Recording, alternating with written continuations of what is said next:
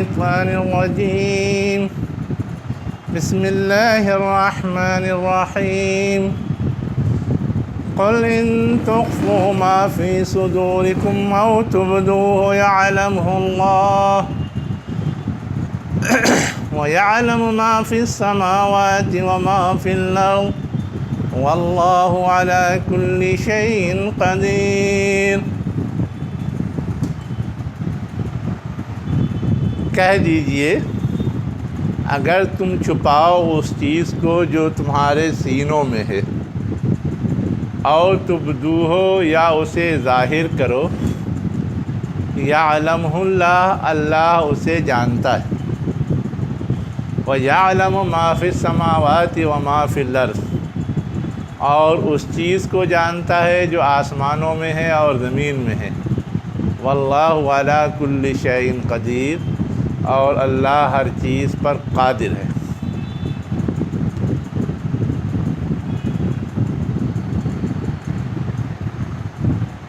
اس میں کوئی بہت مشکل لفظ نہیں ہے، اسی انداز کی تعبیر سورہ بقرہ کے آخری رکوع کے اندر آئی ہے۔ جو چیز اصلاً سمجھانی مقصود ہے وہ یہ ہے کہ انسانی نفسیات یہ ہے کہ جو غلطی کرتا ہے اسے چھپانے کی کوشش کرتا ہے، حالانکہ وہ چیز دنیا سے تو چھپ سکتی ہے، اللہ سے نہیں چھپ سکتی۔ کیوں نہیں چھپ سکتی؟ اس لیے نہیں چھپ سکتی کہ دنیا میں جتنی بھی مخلوق ہے ان کے علم کا دائرہ محدود ہے، اور اللہ کے علم کا دائرہ محیط ہے، ہر چیز کا احاطہ کیے ہوئے، جو ظاہر ہے وہ، جو چھپا ہے وہ، جو آسمانوں میں ہے وہ، جو زمین میں ہے وہ، اور کہیں کچھ ہے، سب کو محیط ہے۔ اور ساتھ ہی ساتھ ایسا بھی نہیں ہے کہ صرف صلاحیت رکھتا ہے، کر نہیں سکتا، اس صلاحیت کے استعمال پر بھی قادر ہے۔ اسی کو کہا گیا واللہ علی کل شیء قدیر، ہر چیز پر قدرت رکھنے والا ہے۔ مطلب یہ ہے کہ ایک آدمی کے پاس صلاحیت ہو لیکن استعمال نہ کر سکتا ہو، لیکن اگر اللہ ایسی صلاحیت رکھتا ہے جو استعمال کر سکتا ہے تو پھر اس سے کوئی بھی چیز چھپائی نہیں جا سکتی۔ جب چھپائی نہیں جا سکتی تو جواب دہی سے بچا بھی نہیں جا سکتا، اس لیے کہ جب سب اس کے علم میں ہے تو وہ پورا مواخذہ کرے گا، ایک ایک پائی کا حساب لے گا، کوئی چیز چھپی نہیں رہے گی۔ تو یہ گویا اللہ تعالیٰ کے وسعت علم کو اجاگر کر کے اور وسعت قدرت کو اجاگر کر کے لوگوں کو یہ کہا جا رہا ہے کہ تمہارا محاسبہ ہوگا، تم اس سے بچ نہیں سکتے۔ اسی بات کو کچھ دوسرے اسٹائل میں اگلی آیت میں کہا گیا۔ کیا کہا گیا؟ یوم تجد کل نفس، اس دن جس دن ہر نفس پائے گا ما عملت جو کچھ اس نے کیا ہوگا، من خیرن اچھی کام میں سے، بھلائی میں سے، محضرہ حاضر، حاضر کا مطلب حاضر کیا ہوا۔ اللہ تعالیٰ ہر انسان کے ہر نیک عمل کو اس کے سامنے لا کے رکھ دے گا، ہر انسان کے ہر برے عمل کو بھی اس کے سامنے لا کے رکھے گا۔ وما عملت من سوء، اور جو کچھ اس نے کیا ہوگا برا اسے بھی اللہ تعالیٰ حاضر کرے گا۔ لیکن انسان اچھی چیز کو تو لوگوں کے درمیان چرچے کے لیے لانا چاہتا ہے، اس سے واہواہی ملتی ہے، لیکن بری چیز کو کیا کرتا ہے؟ چھپانا چاہتا ہے۔ اسی نفسیات کا ذکر آگے ہے۔ کیا ہے؟ تودو، تم چاہ رہے ہوگے، کیا کر رہے ہوگے؟ تم چاہ رہے ہوگے انا بینہا و بینہ امدم بعیدا، کہ تمہاری ذات کے درمیان، ہاں سے مراد کیا ہے؟ کل نفس، ہر نفس کے درمیان، و بینہ اور اس کے یعنی ان کے ہر برے عمل کے درمیان کیا ہو جائے؟ امدم بعیدا، ایک بڑا فاصلہ بن جائے، ایک بڑی دوری بن جائے، ایک بڑا گیپ اور وقفہ بن جائے۔ اب اس دوری، اس گیپ اور اس فاصلے سے مقصود کیا ہے؟ کہ اس کے بارے میں کوئی جان نہ سکے، اس لیے کہ عام لوگوں کی رسائی تو یہی ہے، جتنا آنکھ کام کرے گی اتنا دیکھ پائیں گے، جتنا کان سنے گی اتنا ہی سن پائیں گے۔ اگر فاصلہ بڑھا دیا جائے تو نہ ہم دیکھ سکتے ہیں نہ آواز سن سکتے ہیں۔ جب ہم نہ دیکھ پائیں گے نہ سن پائیں گے تو ہم کو کوئی آگاہی ہوگی ہی نہیں۔ تو انسان یہ چاہتا ہے کہ اس کا برا عمل کیا ہو، ایسا ہو جائے کہ لوگوں کی دسترس سے باہر ہو جائے، لوگوں کی معرفت اور علم سے دور ہو جائے، تاکہ کوئی مجھ پہ انگلی نہ اٹھا سکے۔ تو یہ خواہش دنیا میں بھی ہوتی ہے اور یہ خواہش آخرت میں بھی ہوگی۔ جب ان کا نامہ اعمال پیش کیا جائے گا تو اب اللہ تعالیٰ آگے کیا کہہ رہا ہے؟ یہ خواہش تو تم کرو گے، لیکن ایسی نوبت آنے ہی کیوں دیتے ہو؟ ایسی نوبت اگر نہ آنے دے کوئی تو خوب آرام سے، سکون سے، ٹھاٹھ سے رہے۔ اور یہ کیسے ممکن ہے؟ اس کو اللہ تعالیٰ کہہ رہا ہے وَيُحَذِّرُكُمُ اللَّهُ نَفْسَهُ، اللہ تمہیں چوکنا کرتا ہے اپنی ذات کے ذریعے۔ چوکنا کرتا ہے اپنی ذات کے ذریعے کا مطلب یہ ہے کہ اللہ تعالیٰ نے اپنی پوزیشن، اپنی حیثیت، اپنا مقام، اپنا مرتبہ تمہارے سامنے کھول دیا ہے، تمہارے سامنے کلیئر کر دیا ہے۔ اور اس کا مرتبہ یہ ہے کہ اس سے کوئی چیز چھپی نہیں رہ سکتی۔ اس کا مرتبہ یہ ہے کہ وہ ہر بات پہ حساب و کتاب لے گا۔ اس کا مرتبہ یہ ہے کہ عدل کے ساتھ فیصلہ کرے گا۔ یہ ساری چیزیں اس نے جب پہلے بتا دی ہے تو تم کو ہر عمل سے پہلے چوکنا رہنا چاہیے کہ کہیں غلط نہ ہو جائے اور میں پکڑ نہ لیا جاؤں۔ سیدھی سادی بات ہے۔ اسی کہہ رہا اللہ یحذرکم اللہ نفسہ، اللہ تم کو اپنی ذات سے کیا کرتا ہے؟ چوکنا کرتا ہے۔ اگر اللہ کے مقام اور اسٹیٹس کا کسی کو بھی لحاظ ہو تو وہ کبھی غلط کرے گا؟ جیسے ہمارے سامنے کوئی بڑا ذمہ دار، چاہے وہ کسی کمپنی کا ہو، چاہے وہ کسی ملک کا ہو، چاہے وہ کسی اسکول کا ہو، آ کر کے کھڑا ہو جائے تو ہم کچھ غلط حرکت کرتے ہیں۔ کیوں؟ اس لیے کہ اس کی حیثیت کا ادراک ہے اور وہ بھی سامنے کی بات ہے۔ تو وہی معاملہ تو اللہ کا ہے کہ اللہ کی حیثیت کا ادراک ہو جائے اور یہ معلوم ہو جائے کہ جس طرح ہمارا ذمہ دار سامنے ہو، ہر چیز دیکھ لیتا ہے، ویسے ہی بغیر ہمارے سامنے اس کا وہ جسمانی وجود نہیں ہے لیکن وہ ہر چیز دیکھ رہا ہے اللہ تعالیٰ۔ تو پھر اس کو ایسی حرکت کرنی چاہیے؟ نہیں کرنی چاہیے۔ اسی کو کہا گیا وَيُحَذِّرُكُمُ اللَّهُ نَفْسَهُ، اللہ تم کو کیا کرتا ہے؟ اپنی ذات سے ڈراتا ہے۔ وَاللَّهُ رَعُوفٌ بِالْعِبَادِ، اور اللہ کیا ہے؟ مہربان ہے بندوں پر۔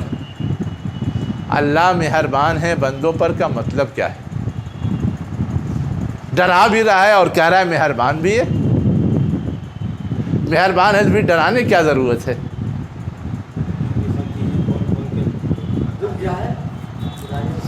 اصل چیز یہ ہے جو سمجھنے کی ہے، وہ یہ ہے کہ اگر ساری کوشش کے باوجود کچھ غلطیاں ہو گئی، انجانے میں، جذبات کی راہ میں بہہ جانے کی وجہ سے، تو اللہ تعالیٰ نظر انداز کر دے گا۔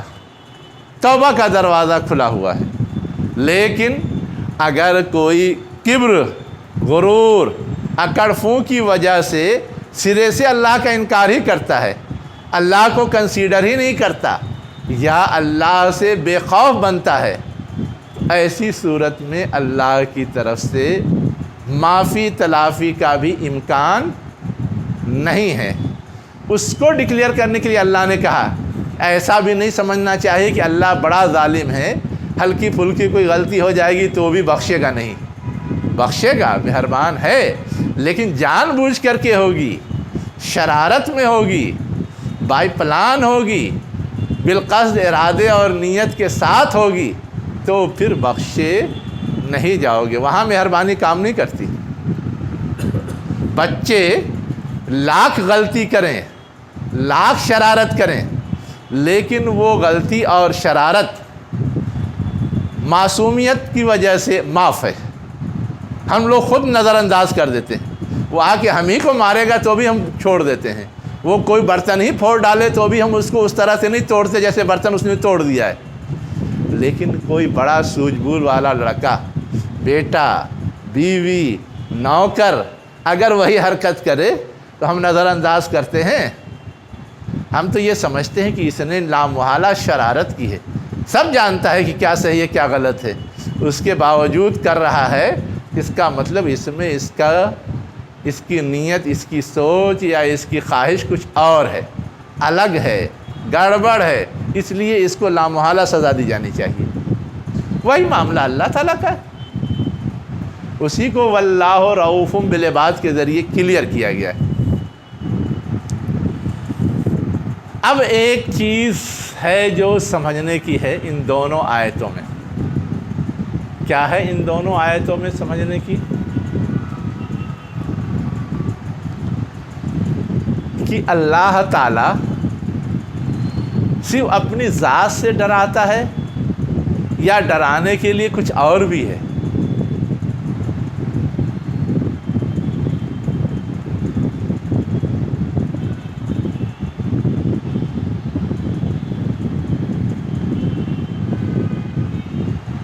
مثلا جنت جہنم کا تذکرہ ہے، کیوں ہے؟ جنت کا تذکرہ تو ترغیب کے لیے ہے، لیکن جہنم کا تذکرہ کیوں ہے؟ ڈرانے کے لیے ہے۔ مثلا عذاب کا تذکرہ ہے، کس لیے ہے؟ پچھلی قوموں کے احوال کا تذکرہ ہے، کس لیے ہے؟ ڈرانے ہی کے لیے نہ ہے۔ تو اصلاً جو چیز سمجھنے کی ہے وہ یہ ہے کہ اللہ تعالیٰ اپنے وجود سے ڈرا رہا ہے کن کو؟ جو اللہ کی حیثیت کا صحیح ادراک نہیں رکھتے۔ لیکن جنت جہنم سے کن کو ڈراتا ہے؟ عذاب سے کن کو ڈراتا ہے؟ ان کو تو ڈراتا ہی ہے جو اللہ کی حیثیت کا ادراک نہیں رکھتے، لیکن جو ادراک رکھتے ہوئے بھی غافل ہو جاتے ہیں۔ کتنے بگڑیل ہیں ہم مسلمانوں میں، ان کے بارے میں کہا جائے کہ ادراک نہیں رکھتے، ادراک نہیں رکھتے تو ایمان کیسے لائے؟ مسلمان کیسے ہیں؟ بڑے بڑے علماء، بڑے بڑے ائمہ، بڑے بڑے دانشور بہت ساری غلطیاں کرتے ہیں، ان کے بارے میں یہ کہا جائے گا کہ وہ ادراک نہیں رکھتے، علم نہیں رکھتے، نہیں جانتے؟ سب جانتے ہیں، اس کے باوجود غلطی کرتے ہیں۔ کرتے ہیں یا نہیں کرتے؟ پتہ نہیں کیسی کیسی غلطیاں کرتے ہیں، کیسی کیسی حرکات کرتے ہیں۔ تب ایسے لوگوں کے لیے یہ اب ضرورت باقی نہیں رہ گئی ہے کہ اللہ کی پہچان کرا دی جائے، اس کے ساتھ ساتھ اس کے سامنے کچھ عملی تصویریں آنی چاہیے کہ یہ جو غلط حرکت کی ہے اس کا نتیجہ کس شکل میں برآمد ہونے والا ہے۔ اب جہنم اس کو سمجھنے کے لیے ایک آسان تصویر ہے، پچھلی قوموں پہ آنے والے عذاب ایک آسان تصویر ہیں جس کو انسان محسوس کر لیتا ہے۔ اللہ کی ذات کا جو ادراک ہے وہ تو غیر محسوس ہے، غیب میں ہے نا، لیکن پچھلی قوموں کے احوال غیب میں تھوڑا نہ ہے، آتے جاتے سب دیکھتے ہیں، انہی کے درمیان رہنے والے لوگوں کے ساتھ وہ ساری صورتحال پیش آئی ہے تو وہ آسانی سے محسوس کر سکتے ہیں۔ تو ایسے بگڑے لوگوں کے لیے وہ ساری چیزیں ہیں۔ تو اللہ تعالیٰ مختلف انداز سے اس بات کی کوشش کرتا ہے کہ لوگوں کو متنبہ کرے، چوکنا کرے، ہوشیار کرے۔ تو یہ نہیں سمجھنا چاہیے کہ ڈرانے کا صرف یہی ایک ذریعہ ہے، اس کے علاوہ اور کوئی ذریعہ نہیں۔ دوسری بات جو ہم کو اور آپ کو یہاں سمجھنے کی ضرورت ہے وہ یہ ہے کہ یہ اللہ کے رسول کو کہا گیا کہ سنا دو، تو کن کو سنانے کے لیے کہا گیا تھا؟ وہ کون لوگ تھے؟ سورہ مدنی ہے، مدینے میں عام خطاب کفار و مشرکین سے نہیں تھا، اہل کتاب سے تھا، جس میں عیسائی بھی تھے، یہودی بھی تھے، اور ان کے علاوہ کچھ ایسے مومن بھی تھے جو کلمہ گو تو بن گئے تھے لیکن دل مطمئن نہیں تھا، نفاق زدہ تھے، ان کو سمجھانے کے لیے یہ بات کہی گئی ہے۔ تو اگر ہمارے سامنے مخاطب ہوں تو ہمارے لیے یہ سمجھنا آسان ہو جائے گا کہ یحذرکم اللہ نفسہ واللہ رؤوف بالعباد دونوں تعبیر کیوں آئی، ٹھیک ہے۔ اب آگے پھر اللہ تعالیٰ انہی لوگوں سے کہنے کے لیے حضور کو کہہ رہا ہے، قل کہو، بتا دو، کیا بتا دو؟ ان کنتم تحبون اللہ، وہ سب دعویٰ کرتے تھے نا کہ ہم تو اللہ کو ماننے والے ہیں، چاہے وہ منافق ہوں چاہے وہ اہل کتاب، وہ دعویٰ تو کرتے تھے کہ ہم اللہ کو ماننے والے ہیں۔ تو اب ان کو ایک اور بات سمجھائی جا رہی ہے کہ ڈر اور خوف کا تو ایک پہلو ہے، ایک اینگل ہے، لیکن دوسرا پہلو اور دوسرا اینگل محبت کا بھی ہے، چاہت کا بھی ہے۔ تو ان کنتم تحبون اللہ، اگر تم اللہ سے محبت کرتے ہو، فاتبعونی، تو میری اتباع کرو، یعنی اللہ سے محبت کا دعویٰ کرنے والے ہو تو اس کی پرکھ، اس کی جانچ یا اس کا ثبوت اسی شکل میں مہیا ہوگا کہ تم میری اتباع کرو، اس لیے کہ میں تو اس کا رسول ہوں۔ اس نے تم پر یہ لازم کیا ہے کہ اللہ کی طرف سے بھیجے ہوئے رسول کی پیروی کرو۔ جو رسول تمہارے زمانے میں آئے تھے ان کی پیروی تم کرتے تھے، تو اب میں رسول بن کر کے آیا ہوں، میری رسالت اگر تمہیں تسلیم ہے تو پھر تم کو میری اتباع کرنی چاہیے، تبھی مانا جائے گا تم اللہ سے محبت کرنے والے ہو۔ تسلیم کی بات کیوں کہی جا رہی ہے؟ جو منافقین تھے وہ تو ڈکلیئر ہی کرتے تھے، اور جو اہل کتاب تھے انہوں نے ڈکلیئر گرچہ نہیں کیا تھا، لیکن ان کے نبیوں نے اور ان کی کتاب میں حضور کی پیشین گوئی موجود تھی، اور اس پیشین گوئی پر حضور کی ذات پوری اترتی تھی، تو ان کو علمی طور پر اور ذہنی طور پر تو یہ یقین تھا کہ یہ وہی رسول ہے جس کے ایمان لانے کے لیے ہم کو پہلے بھی کہا گیا تھا اور جس کی پیشین گوئی کی گئی تھی۔ اس کے باوجود نہیں مان رہے تھے، تو اس میں مسئلہ یہ نہیں تھا کہ وہ پہچان نہیں رہے، ان کو گیان نہیں ہے، ان کو علم نہیں ہے، مسئلہ تو کچھ اور تھا۔ تو کہا جا رہا ہے کہ وہ کچھ اور جو ہے وہ غلط ہے۔ صحیح بات یہ ہے کہ اگر اللہ سے محبت کا دعویٰ کرنے والے ہو تو تم کو تو میری اتباع کرنی ہی کرنی ہوگی۔ اگر عیسیٰ زندہ ہوتے جیسا کہ حدیث میں ہے تو وہ بھی میری ہی اتباع کرتے۔ اب آگے کیا کہا جا رہا ہے کہ اتباع صرف اس لیے لازم نہیں کہ اللہ نے تم کو حکم دیا ہے، بلکہ اتباع اس لیے بھی لازم ہے کہ اگر تم اتباع کرو گے تو اللہ بھی تم کو محبوب رکھے گا، اور میری اتباع نہیں کرو گے تو اللہ تم کو محبوب نہیں رکھے گا، اللہ کے تم مبغوض بن جاؤ گے۔ اس لیے کہ اللہ نے تو اب میری اتباع لازم کر دی ہے، جو میری اتباع کرے گا وہی اللہ کا محبوب بن سکتا ہے، اور جو نہیں کرے گا وہ نہیں بن سکتا۔ اسی کا یحببکم اللہ، اللہ تم سے محبت کرے گا، وَيَغْفِرْ لَكُمْ ذُنُوبَكُمْ، اور پہلے جو کچھ غلطیاں، خامیاں، کوتاہیاں تم کر چکے ہو اس کو معاف کر دے گا۔ آج تمہارے درمیان میں آیا ہوں، صحیح بات بتا رہا ہوں، تم اپنا لوگے تو پچھلی جو غلطی ہے معاف کر دے گا۔ واللہ غفور الرحیم، اللہ کیا ہے؟ بخشنے والا اور رحم فرمانے والا ہے۔ اب یہ بات تو اصلاً کہی گئی ہے کس کے تناظر میں؟ اہل کتاب کے تناظر میں اور منافقین کے تناظر میں، اور ہم لوگ کس کو سناتے ہیں؟ عام مسلمانوں کو۔ عام مسلمانوں پر جب سیرت کی تقریر ہوتی ہے تو یہ آیت ضرور پڑھی جاتی ہے کہ سیرت کی پیروی کیوں ضروری ہے، کیوں لازم ہے۔ اس کا مطلب سیدھا سادہ یہ ہے کہ جیسے وہ انتہائی نچلی سطح پہ آ گئے تھے اللہ اور رسول کے معاملے میں، ویسے ہی ہم بھی اللہ اور رسول کے معاملے میں کہاں آ گئے ہیں؟ نچلی سطح پر آ گئے ہیں۔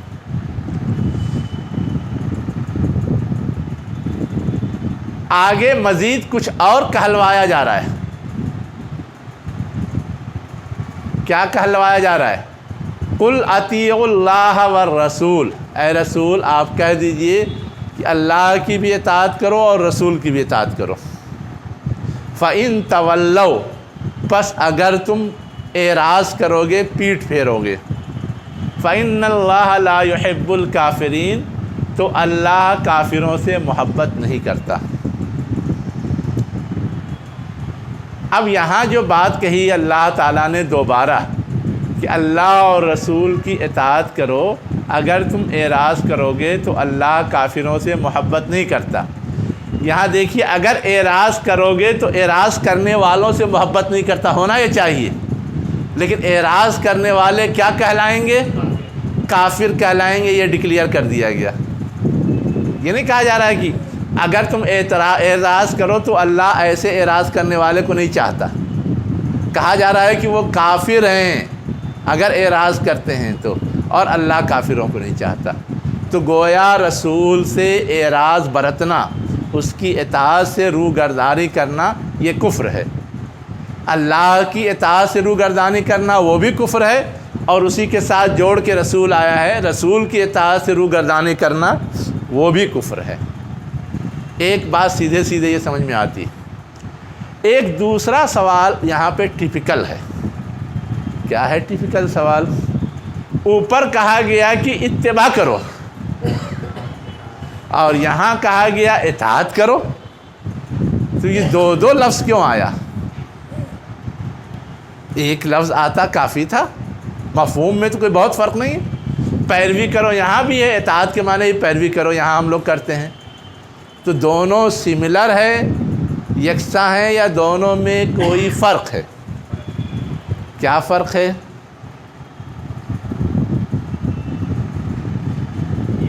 ایک وسیع ایک محدود۔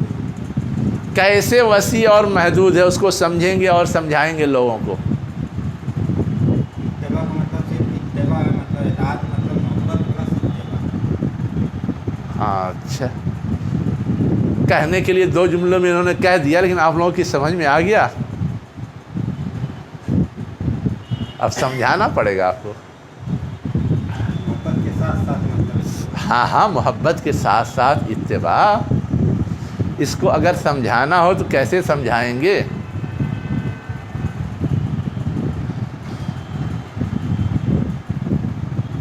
ایک تو بیوی ہوتی ہے خوب چاہتی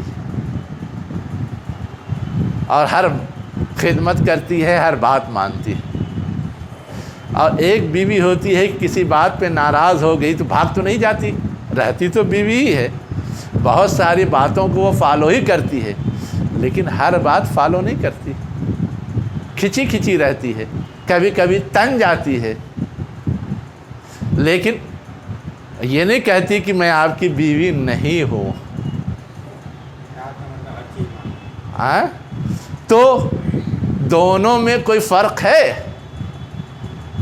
اگر ان دونوں بیویوں کے کیریکٹر میں، کردار میں، عمل میں کوئی فرق ہے تو دونوں کو ایک ہی طرح کی اتباع اور اطاعت و فرما برداری کہیں گے، یا دونوں کو فرق کریں گے؟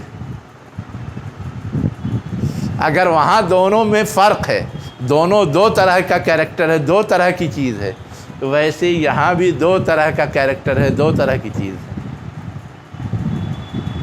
اطاعت میں جو ہے حکم بجا لانا، ہاں اطاعت میں ہوتا ہے حکم بجا لانا، ہاں ہر حکم بجا لانا، ہاں اور اتباع میں ہوتا ہے کہ ہر حکم کے ساتھ ساتھ اس کا ہر عمل، اور اس کے مطلب ہر خواہش، ہاں اس طریقے سے جو ہے تو ان کی ہر چیز سے پیروی کرنے کو اتباع کرتے ہیں۔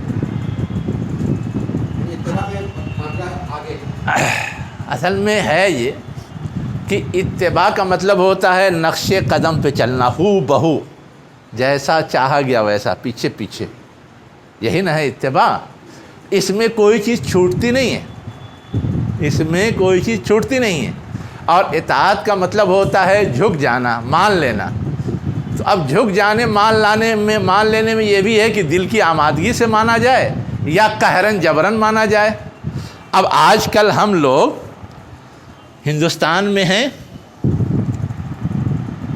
یہاں کے جو حکمراں طبقہ ہے یا یہاں کے جو کورونا کے سلسلے میں دنیا بھر کی ہدایات ہیں، تو ہر چیز ہم فالو کرتے ہیں قدم بقدم۔ لگتا ہے کہ اس میں گڑبڑ ہے تو ہم نہیں کرتے، ہے نا۔ ہم کو یہ بھی لگتا ہے کہ موجودہ جو حکمراں طبقہ ہے وہ ظالم ہے، مختلف معاملات میں ظلم ڈھا رہا ہے، ہم ان چیزوں میں اس کی پرواہ نہیں کرتے۔ لیکن جب قانون کا ڈنڈا برستا ہے تو قہرن جبرن مانتے ہیں۔ اب اگر ہوائی سفر کرنا ہے تو لامحالہ کورونا ٹیسٹ کروا کے جانا ہی پڑے گا، ورنہ جا نہیں پائیں گے۔ تو وہ جو اطاعت ہے، فرما برداری ہے، وہ قہرن جبرن ہے، دباؤ میں ہے، جھک گئے بس، دل آمادہ نہیں ہے۔ آمادگی سے ایک ایک چیز کو ہم رعایت نہیں کر رہے ہیں، فالو نہیں کر رہے ہیں، تو یہ اطاعت ہے۔ اتنا کم سے کم مطلوب ہوتا ہے، ورنہ ہم باغی قرار پائیں گے۔ اگر ہم اتنا بھی نہیں مانیں گے تو ہم باغی قرار پائیں گے اور یہ ہمارے خلاف کوئی بھی کارروائی کرنے کا جواز پا جائیں گے۔ لیکن اگر اتنا کر دیتے ہیں تو وہ کارروائی نہیں کر سکتے۔ تو اطاعت جو ہے وہ قانونی دباؤ یا قانونی تسلیم کو کہتے ہیں، اور اتباع جو ہے چاہت کے ساتھ پیروی اور نقش قدم پہ چلنے کو کہتے ہیں۔ اس کا نتیجہ ہے اللہ محبوب رکھے گا، اور اس کا نتیجہ کیا ہے؟ آپ قانونی طور پہ شمار کیے جائیں گے، ہے نا۔ لیکن اس کا اتنا بڑا پھل اور نتیجہ مل جائے گا یہ گارنٹی نہیں جب آپ نے اتنا کیا ہی نہیں تو یہ ہے اتباع اور اطاعت میں فرق۔ اسی لیے دو الگ الگ تعبیریں آئی ہیں، تاکہ جو معیار مطلوب ہے، آئیڈیل ہے، وہ بھی ہمارے سامنے آ جائے، اور جو کم سے کم درجہ ہے اس کے بارے میں بھی ہم کو اور آپ کو علم رہے۔ تو اب ان اہل کتاب سے مطالبہ کیا جا رہا ہے کہ اگر کسی وجہ سے تمہارا دل 100% مطمئن نہیں ہے، پھر بھی تمہارے لیے چھٹکارا نہیں ہے کہ مت مانو۔ ماننا تو ہر صورت میں ہے، تسلیم تو ہر صورت میں کرنا ہے۔ بغیر تسلیم کیے تمہارے لیے کوئی راستہ نہیں ہے، پکڑے جاؤ گے، کافر اور مشرک قرار دیے جاؤ گے، اور اسی لحاظ سے تمہارے ساتھ ٹریٹمنٹ کیا جائے گا۔ جو پچھلا تعلق ہے اس کی بنیاد پہ یہ نہ سمجھو کہ بخش دیے جاؤ گے۔ فَإِن تَوَلَّوْا فَإِنَّ اللَّهَ لَا يُحِبُّ الْكَافِرِينَ، بالکل سیدھے دھمکی ہے۔ اللہ محبت نہیں کرتا مطلب نفرت کرتا ہے، سیدھا سادہ مطلب ہے۔ اب یہ اصولی بات ان کو سمجھا دینے کے بعد آگے تاریخ کے حوالے سے کچھ چیزیں ذکر کی جا رہی ہیں تاکہ ان کو اور مطمئن کیا جا سکے اور ان کے ذہنوں کو ہموار کیا جا سکے۔ تو تاریخ سنائی جا رہی ہے کہ جو تمہارے باپ دادا تھے، جن کی نسل سے تم ہو، ان کا ریکارڈ کیا ہے، ان کا کیریکٹر کیا ہے، اس حوالے سے تمہاری ذمہ داری کیا بنتی ہے۔ تم نے کیسے کیسے ماضی کے اندر رویے پیش کیے ہیں۔ پہلے اچھے رویے کی مثال لی گئی ہے، پھر بعد میں برے رویوں کی بھی مثال ہے جو آگے آئے گی۔ تو کیا کہا گیا؟ ان اللہ اصطفیٰ، بے شک اللہ تعالیٰ نے کیا کیا ہے؟ چن لیا ہے۔ کس کو؟ آدم کو، نوح کو، آل ابراہیم کو، آل عمران کو، علی العالمین، دنیا والوں پر۔ اللہ تعالیٰ نے چن لیا کس کو؟ آدم علیہ السلام کو، پہلے آدمی۔ نوحن آدم ثانی، آل ابراہیم علیہ السلام تو نوح علیہ السلام کی نسل سے تھے، اور ابراہیم علیہ السلام سے جو دو خاص شاخ گزری ہے یا چلی ہے، کون سی؟ ایک تو بنو اسرائیل کی اور ایک بنو اسماعیل کی، اس لیے کہا گیا آل ابراہیم۔ اور اسی میں آگے جا کر کے ایک اور اسپیشل ساخ بنی، آل عمران۔ اب عمران، آل عمران سے مراد کون ہے یہ تھوڑا سمجھنے کی ضرورت ہے، اس لیے کہ عمران کوئی نبی تو نہیں تھے۔ اب جو تاریخی بات آتی ہے وہ دو آتی ہے، ایک تو یہ آتی ہے کہ عمران جو ہے وہ موسیٰ علیہ السلام کے والد کا نام تھا، تو آل عمران میں کون ہوئے؟ موسیٰ ہوئے، اور ان سے جو بھی نسل چلی سب ہوئے۔ اب ایک سوال اور کھڑا ہوتا ہے کہ یہاں پر آل ابراہیم استعمال کیا تو دو شخصیت مراد لی گئی، اور اسحاق علیہ السلام، اور یہاں آل عمران استعمال کیا تو ایک ہی شخصیت، وہاں بھی دو شخصیت ہے۔ موسیٰ علیہ السلام نبی ضرور بنے تھے لیکن تنہا نہیں، ان کے ساتھ ہارون علیہ السلام کو جوڑا گیا تھا۔ تو آل عمران کہنے کا مطلب یہ ہے کہ عمران کی اولاد کا مطلب موسیٰ اور ہارون دونوں کی نسل سے جو لوگ آگے آئے وہ کیا ہے؟ عالمین میں چنیدہ ہیں۔ اصطفیٰ معنی کیا ہوتا ہے؟ چننا۔ بہت ساری چیزیں ہیں، اس میں جسے جو سب سے بیسٹ ہو نا اس کو نکال لیا جائے، اس کو سلیکٹ کر لیا جائے۔ تو یہ سب شخصیات یا افراد کیا تھے؟ سب سے بیسٹ تھے اپنے اپنے وقت میں، جو چنے گئے اور نبی بنائے گئے اور دنیا والوں پر ان کو فوقیت دی گئی۔ آل عمران کا سیدھا سادہ مفہوم تو یہ ہے، لیکن ایک مفہوم اور بیان کرتے ہیں مفسرین۔ کیا بیان کرتے ہیں جی؟ عیسیٰ علیہ السلام یعنی مریم علیہ السلام کے والد کا نام عمران تھا۔ تو اب مریم علیہ السلام کے شوہر تو نہیں تھے کہ وہاں سے کوئی تذکرہ کیا جائے، تو اب جی ذکر ہے، لیکن میں جو بات کہہ رہا ہوں کہ عام طور سے ان انبیاء کا ذکر ہے اور یہ غیر نبی کا ذکر ہے۔ آدم، نوح، ابراہیم اور آل عمران کہنے کا، جیسے آل ابراہیم کہنے کا مطلب اصلاً اشارہ ہے اسماعیل اور اسحاق کی طرف، ویسے ہی آل عمران کہنے کا مطلب اشارہ ہے موسیٰ اور ہارون کی طرف۔ تو اب اگر اس لحاظ سے دیکھیں تو یہاں پر اگر آل عمران کہہ رہے ہیں تو آل عمران سے مراد صرف مریم علیہ السلام ہوں گی، نہ ان کے شوہر تھے نہ ان کا کوئی بھائی تھا، وہ تو تنہا تھی، وہ تو منت کے نتیجے میں صرف ایک بیٹی پیدا ہوئی تھی، بیٹا کوئی تھا ہی نہیں ان کو جس کا شکوہ کیا اس نے اللہ تعالیٰ سے، ہے نا، ان کی والدہ نے۔ تو اس لیے یہاں پر جو آل عمران کہا جاتا ہے تو اب آل عمران سے مراد یہ کہ عمران کی بیٹی مریم اور مریم کے بیٹے عیسیٰ علیہ السلام، ان کے بھی والد نہیں تھے۔ تو اس تناظر میں بعض لوگ وہ بھی مراد لیتے ہیں، لیکن بحیثیت مجموعی جو پورے قرآن کے استعمالات ہیں اور تاریخی ریکارڈ ہے، اس تاریخی ریکارڈ کی روشنی میں موسیٰ علیہ السلام مراد زیادہ لوگوں نے لیا ہے، ترجیح اس کو دی ہے۔ اس سے کوئی بہت فرق نہیں پڑتا کہ کون مراد لیں، مقصود اصل یہ ہے کہ جتنی اہم شخصیات گزری ہیں جن کی نسل کو دنیا میں ایک اونچا مقام حاصل ہوا ہے، ان ساری نسل کے حوالے سے جو بنیادی نقطہ ہے وہ یہ ہے کہ وہ سب کے سب کیا ہیں؟ ذریتم بعضھا من بعض، ہے نا، کہ وہ سب کے سب ایک دوسرے کی نسل سے ہیں۔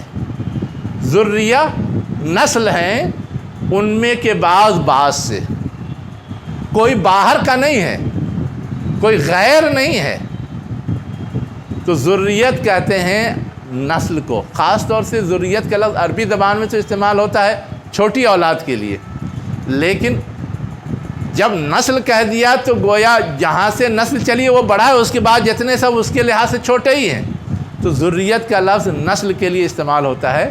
تو یہ کہا گیا کہ ان سب کو اللہ تعالیٰ نے عالمین پر چن لیا ذریتاً، نسل کی حیثیت سے، بعضھا من بعض، ان میں کے بعض سے ہیں۔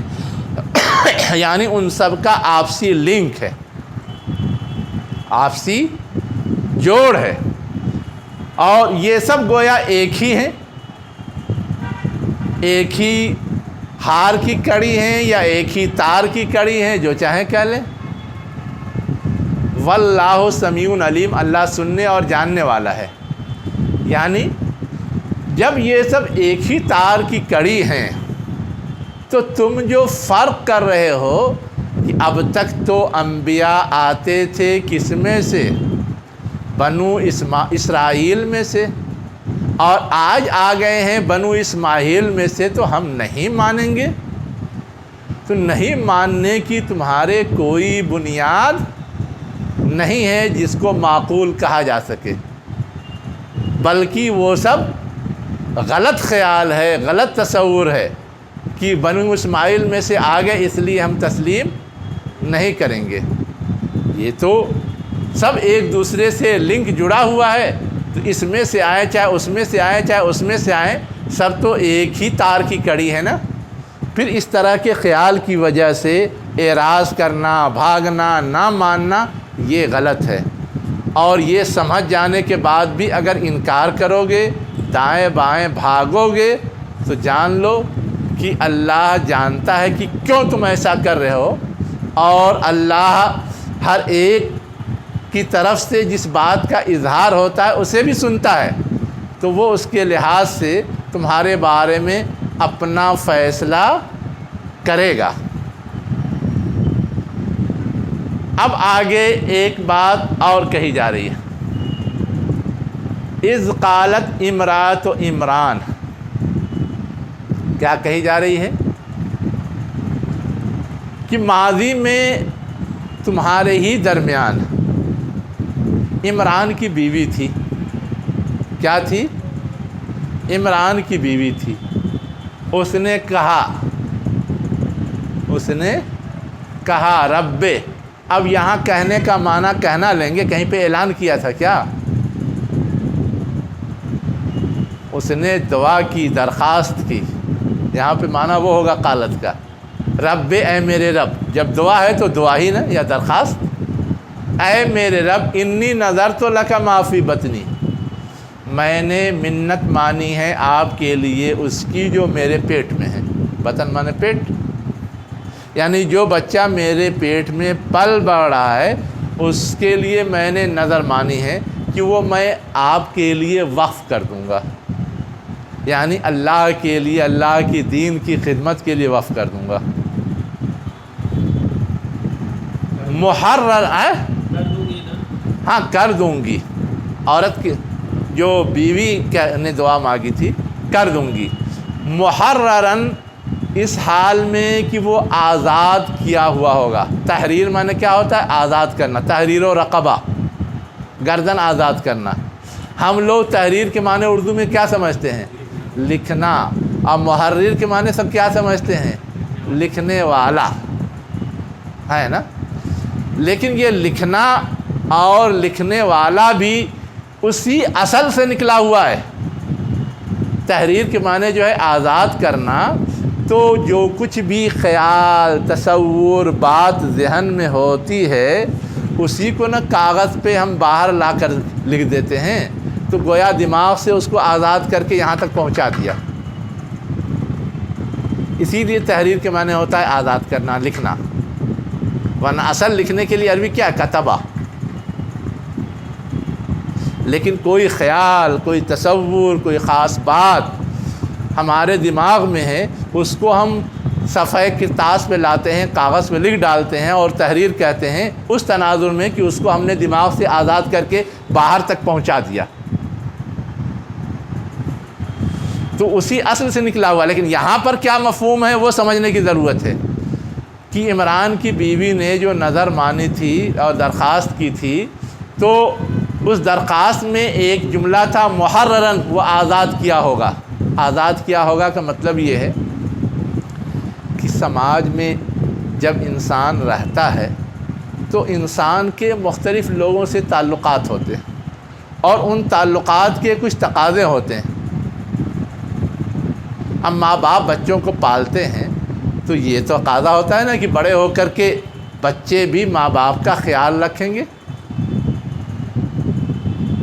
کسی سماج میں کوئی پلتا بڑھتا ہے تو یہ تقاضا ہوتا ہے نا کہ اس سماج کے حوالے سے وہ سماج کے لیے بھی کچھ کرے گا۔ لیکن اگر کہیں کسی خاص کام کے لیے کسی کو وقف کر دیا جائے تو یہ سارے حقوق گویا ساقط مان لیے جاتے ہیں۔ کیا ہوتے ہیں؟ مان لیا ہم نے جہاد کے لیے وقف کر دیا ہے، تو اب گاؤں گھر کی ذمہ داری، بازار کی ذمہ داری، کمانے کی ذمہ داری، خدمت کی ذمہ داری یہ وقتی طور پہ کیا ہوتی ہے؟ ساقط ہو جاتی، پھر وہ میدان جہاد سنبھالے گا۔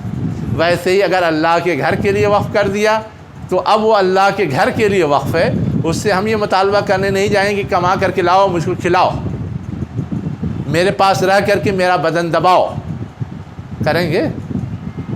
تو محررن کہنے کا مطلب یہ کہ دنیا کے جتنے جھمیلے ہیں ان جھمیلوں سے وہ آزاد کیا ہوگا، اس پہ کوئی ذمہ داری نہیں ہوگی، تاکہ ایک سوئی کے ساتھ وہ تیرے گھر کی خدمت کر سکے اور تیری چاہت، تیرے مشن کی خدمت کر سکے۔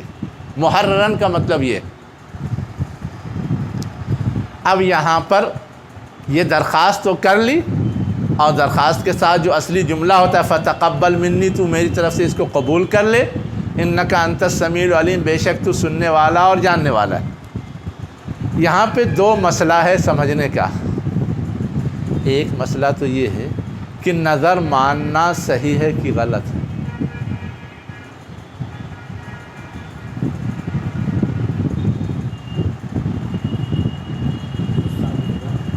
جی اچھا، اس آیت سے صحیح ثابت ہو رہا ہے، ہاں مطلب کی چیز ہے تو صحیح ہی ہوگی۔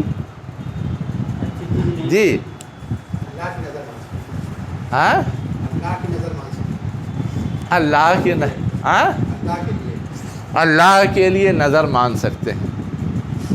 اچھا، بعض لوگ یہ بھی کہتے ہیں کہ اللہ سے شعبے بازی نہیں کرنا چاہیے۔ پہلے بھی یہ بات تو آئی، ہاں کیا آئی تھی؟ وہی مطلب اچھی چیز اس کو نہیں سمجھا گیا ہے۔ مطلب عام حالات میں ایسا لگتا ہے کہ نظر کے ساتھ مفاد وابستہ ہوتا ہے نا؟ اولاد پیدا نہیں ہو رہی ہے، پیدا ہوگی تو میں گائے قربان کر دوں گا، میں بھینس قربان کر دوں گا، میں 1,00,000 غریبوں کو کھانا کھلا دوں گا، کچھ بھی۔ تو گویا اگر نہیں پیدا ہوا تو نہیں کھلائے۔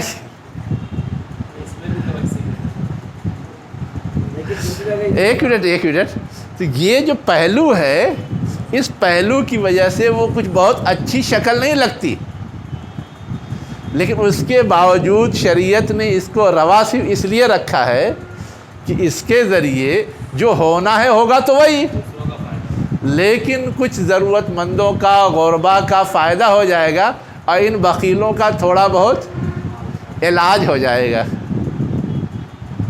ان بخیلوں کا کیا ہوگا؟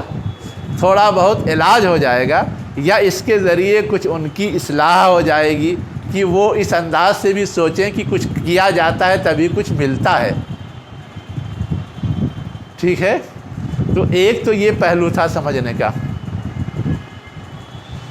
دوسری چیز جو اس میں سمجھنے کی ہے وہ یہ ہے کہ یہ جو نظر کی شکل ہے اس میں کوئی شرط نہیں تھی۔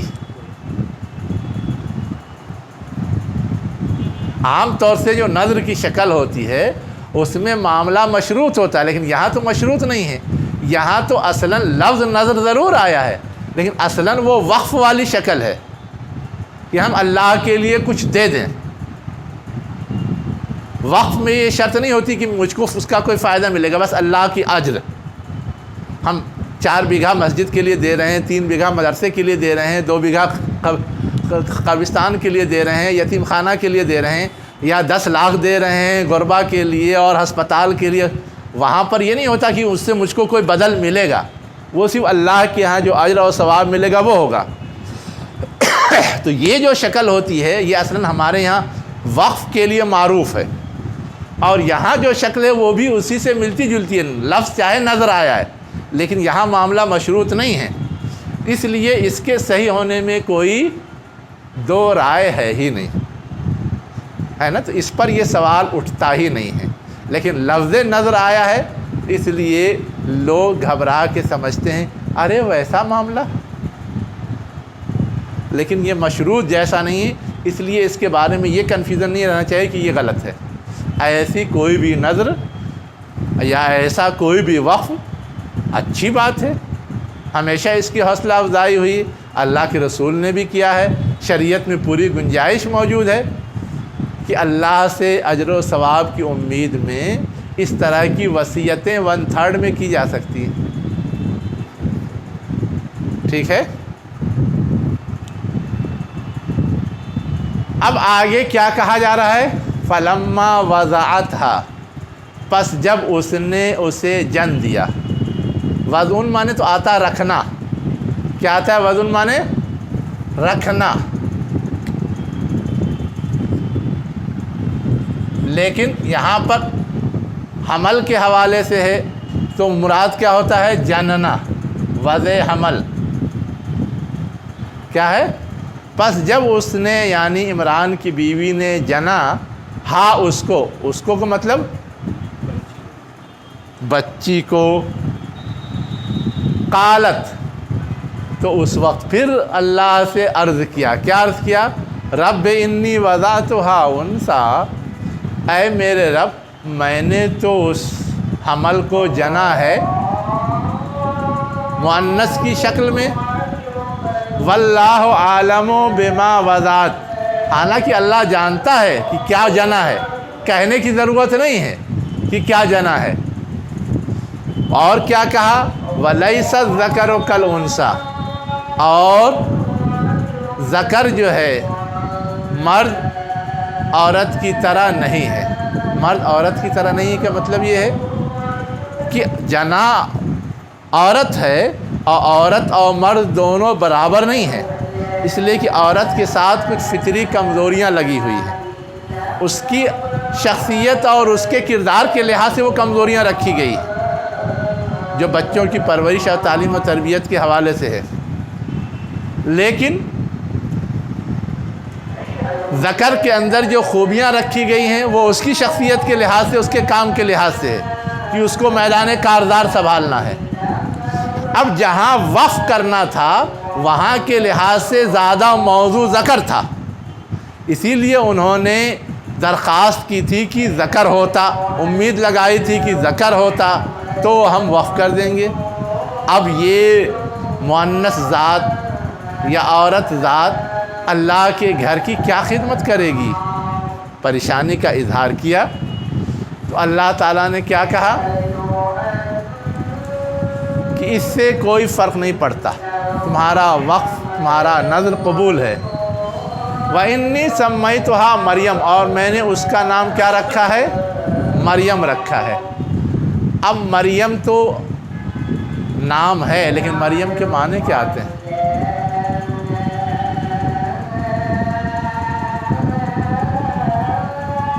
ایک ہوم ورک رہے گا ڈھونڈ کے لانے کے لیے، دیکھیں آپ لوگ ڈھونڈ پاتے ہیں کہ نہیں۔ نام ہے تو بہت زیادہ اس کے معنی کا مسئلہ نہیں، لیکن لوگ نام رکھتے ہیں تو اس کے معنی کو دیکھ کر کے رکھتے ہیں، ہے نا۔ تو ان کا نام انہوں نے مریم رکھا تو کیا سوچ کے، کیا معنویت تھی، کیا خصوصیت تھی، وہ تھوڑا سمجھنے کی ضرورت ہے، اس لیے کہ یہ مخصوص خاتون ہے۔ پہلے ہی سے ان کے بارے میں جنت کی بشارت ہے، 4 خواتین جن میں یہ شامل ہیں، تو تھوڑا سمجھنا چاہیے نا۔ وَإِنِّي أُعِيذُهَا بِكَ وَذُرِّيَّتَهَا مِنَ الشَّيْطَانِ الرَّجِيمِ، اور ماں نے مزید کیا کہا کہ اے اللہ میں تجھ سے اس لڑکی کے یا عورت ذات کے حوالے سے پناہ چاہتی ہوں، اور ان سے جو نسل چلے گی، یعنی اس بچی سے، مریم سے، ذریتہا سے مراد وہی ہوگا، اس سے جو نسل چلے گی اس کے حوالے سے بھی۔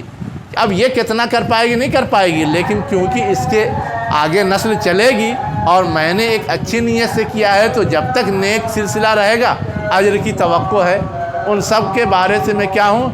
دھتکارے ہوئے شیطان کے مقابلے میں تیری پناہ چاہتا ہوں۔ عورت ذات کو وقف کرنے میں بڑا خطرہ بھی تھا۔ دنیا کے تماشے میں جو حال ہوتا ہے ہندوستان میں دیو داسیوں کا، مندر کے لیے وقف ہوتی ہیں لیکن وہ ساری دیو داسیاں وہاں کے پنڈتوں کے ہوس کا شکار ہوتی۔ پنڈت شادی کرتے نہیں تو اب ان کی ساری ضرورت جو جنسی ہے انہی کے ذریعے پوری ہوتی، اسی لیے تو یہ سارا چکر چلایا ہے۔ وہی حال عیسائیوں کے ہاں تھا۔ ان کے ہاں جو پوپ ہوتے ہیں وہ بھی شادی نہیں کرتے، اور وہاں بھی راہبائیں وقف ہوتی ہیں چرچ کے لیے، اور ان کے ساتھ بھی ویسے ہی تماشے ہوتے ہیں۔ ابھی جو پوپ ہے اس سے 2 راؤنڈ پہلے جو پوپ تھا ہے نا، اس کے بارے میں تو اور عجیب و غریب چیزیں آئی تھی۔ کیا آیا تھا؟ کیا آیا تھا؟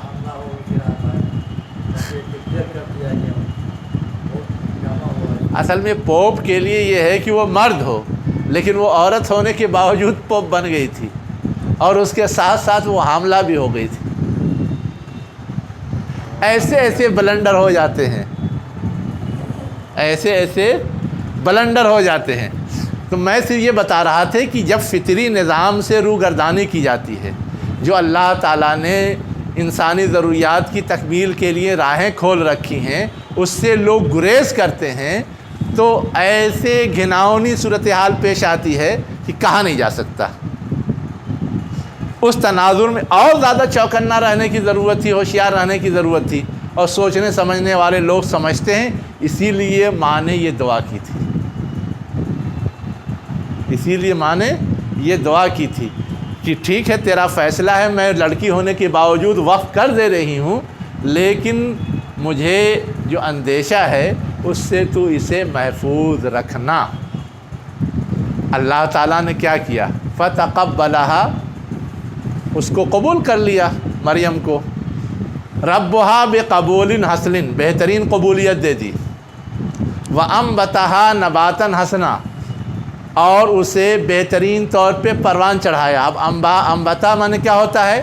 پودے کو اچھے ڈھنگ سے اگانا، لیکن جب پودا ہو تو پودا، لیکن جب انسان ہو یا کوئی انسانی ذات ہو یا کوئی جاندار ہو تو اس کو اچھے ڈھنگ سے پروان چڑھانا، وہ ہوگا انبتها نباتا حسنا۔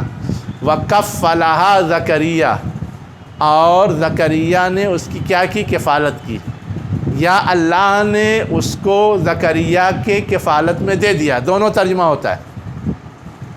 کفالت میں دینے کا مطلب یہ کہ اب اس کے مسائل اور ضروریات کا ذمہ دار وہ ہے۔ جیسے ماں باپ کفیل ہوتے ہیں اپنے بچوں کے، کوئی یتیم ہو تو اس کے قریبی رشتہ دار ہوتے ہیں، اس کے کفیل بنتے ہیں، ویسے ہی کلما دخل علیہا زکریا المحراب، جب جب اس کے پاس یعنی مریم کے پاس وہ یعنی زکریا علیہ السلام داخل ہوتے تھے محراب میں۔ اب محراب کے ساتھ ہمارے یہاں تصور کیا آتا ہے؟ امام صاحب جو کھڑے ہوتے ہیں، اس کا جو خاص ڈھانچہ ہوتا ہے، خاص جگہ مخصوص ہوتی ہے، اس کو ہم محراب کہتے ہیں، لیکن یہ ہمارے تصور کے لحاظ سے ہے۔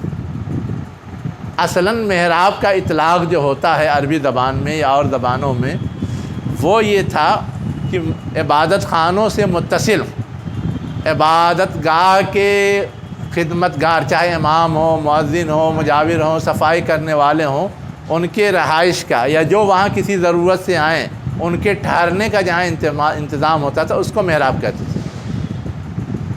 کیوں؟ اس لیے کہ عبادت سے فارغ ہو کر کے وہ وہیں آرام کرتے تھے، ٹھہرتے تھے، گویا ہر ایک سے علیحدہ ہو کر کے۔ تو محراب کے معنی ہوتا ہے علیحدہ ہونے کی جگہ۔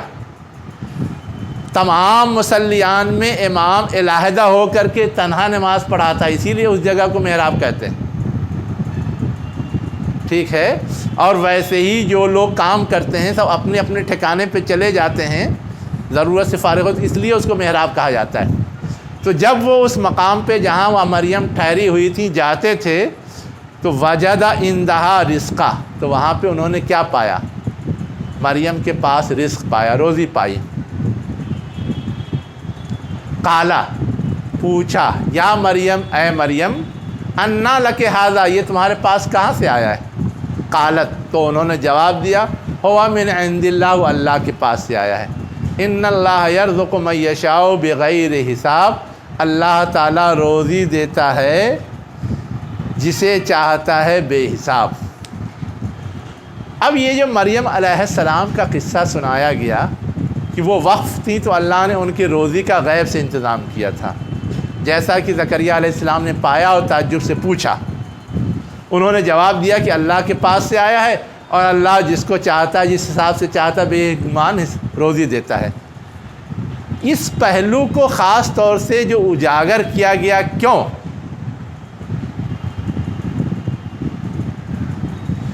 جتنے لوگ حضور کی مخالفت کرنے والے تھے سب کو یہ ڈر تھا کہ ہماری چودراہٹ جائے گی، چودراہٹ کے ساتھ ہمارے وسائل و اسباب کے آمد کے راستے بند ہو جائیں گے، اس لیے کہ چودھری لوگ غلط راستوں سے بہت کچھ حاصل کرتے ہیں، ان کو بس اپنی تدبیر پہ بھروسہ ہوتا ہے، اللہ کی طرف سے روزی ملنے پہ نہیں۔ حالانکہ اللہ اگر دینا چاہتا ہے تو غیب سے کب کیسے دے دیتا ہے، کتنا دے دیتا ہے، کوئی ٹھکانہ نہیں۔ تو اگر اللہ پہ یقین ہوتا تو یہ چیز رکاوٹ نہ بنتی۔ ایک پہلو تو یہ تھا خاص جس سیاق میں یہ آیات آئی ہیں، اور عام پہلو یہ ہے کہ یہاں سے جو آیت ہے نا، ان اللہ اصطفیٰ، یہاں سے روایات میں یہ آتا ہے کہ فتح مکہ کے بعد جب عرب کے مختلف قبائل کے وفود آنے شروع ہوئے تو وہیں نجران کا ایک علاقہ تھا جہاں تقریباً 70 سے زائد قبائل تھے اور سب کے سب عیسائی تھے۔ وہاں سے ان کے 2 سردار اپنے 60 ساتھیوں کے ساتھ حضور سے ملنے کے لیے آئے تھے، اور یہ تھا کہ یا تو ایمان لائیں یا ذمہ بن کر کے رہیں، اس پہ معاہدہ ہو۔ تو ان کو اصلاً یہ آیات سنائی گئی تھیں، اس وقت یہ آیات نازل ہوئی تھی۔ تو ان کے سامنے عیسیٰ علیہ السلام کی حیثیت، مریم علیہ السلام کی حیثیت اور اس حوالے سے اللہ کی جو عنایات تھی، نوازش تھی، اس کو واضح کرنا ضروری تھا، اس لیے یہ سب سنایا گیا تھا۔ اور ان کے ہاں جو مسکنسیپشن پایا جاتا تھا عیسیٰ علیہ السلام کے حوالے سے، مریم علیہ السلام کے حوالے سے، ان سب کی صفائی بھی کرنی تھی۔ تو یہ سلسلہ ابھی اور آگے تک گیا ہے، جب وہ پورا ہوگا تو ہم لوگ یہ دیکھنے کی کوشش کریں گے کہ کہاں کہاں ان کے ہاں مسکنسیپشن پایا جاتا ہے اور کیسے قرآن نے ان کے اس گمراہی یا غلط خیالات کی اصلاح کی ہے۔ آج بس اتنا ہی، وآخر دعوانا ان الحمد للہ رب العالمین۔